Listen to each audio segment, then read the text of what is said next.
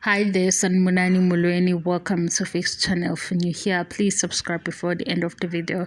If returning, thank you for love and support. I appreciate you. Wait guys, niyakhumbula kuphela uthando nesithembu season 7 sicela ukuthi yazini seziningi indaba eziwu-half ezingahlangani. Kahle kahle vele i-TV show ayisinikezi yonke into. Kodwa le ye-tell all ukuthi akuhlalwe phansi, bebeke o-5 litre abamanzi eduze kwabo bonke. Mase-ke sicela uCeleste Ntuli abe yi-host. Why ngakhetha uCeleste noma ngithi-ke ngisuggesta yena? Ingoba uSomahlaya. Kwathiwa-ke uSomahlaya ibona abavumelekile ukuthi bethinte lezi ndawo ezingathinteki ngey'nkulumo.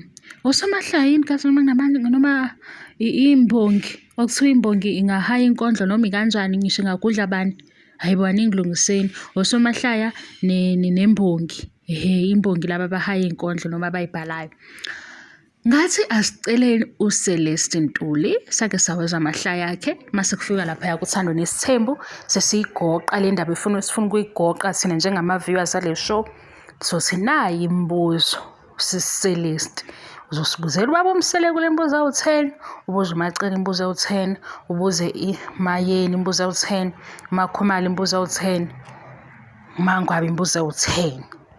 Sizoba na-5 ebrutal kababa uMseleko, siphinde sibeke ne-5 nje ephakathi nendawo. Kanjalo size sigcine kunkosikazi muphi? uMangwabi. Nathini nina? Ngiyayisaba into eniyenzayo. Nifike nikhalaze uyabuya ku-season 8 lento ngizonitshela yona ukuthi sizwe ngoSine ukuthi uyabuya u-season 8. Mawubuya futhi baqhubeka nje phezu kwey'ndaba zabo ezingaphelele. Mabebuya futhi basabuya no-number 5 mhlampe-ke kulokhu sizobona ama-lips ka-number 5.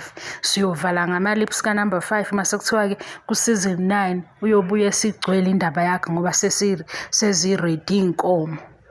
Ngoba phela bahambile lapha yabaguqa emsamo basho ukuthi-ke sicela indlela enhle sizophuma ukuthi siyaphi akushiwongo nesibongo. Sizophuma senzeni nje. Kwathiwa sithatha indlela kodwa indlela esakulobola. Indaba yeni nangu uCeleste noMakhomala ngibona nje nanokuthi ngoba usondelene nasemndenini ubuya asebenze futhi ne-production team yakuthando nesithembu abathathe yena bembeke lapha ku-host wale-tell all esicelayo. Sicela ngoba singama-viewers athembekile akuthando nesithembu. Uthando nesithembu mangathiwa asibhale incwadi manje sesingabhala upage 1 sifike kupage 125 or 200. Sithatha nje lama seasons awu-7 abasiphiwe na ku-TV.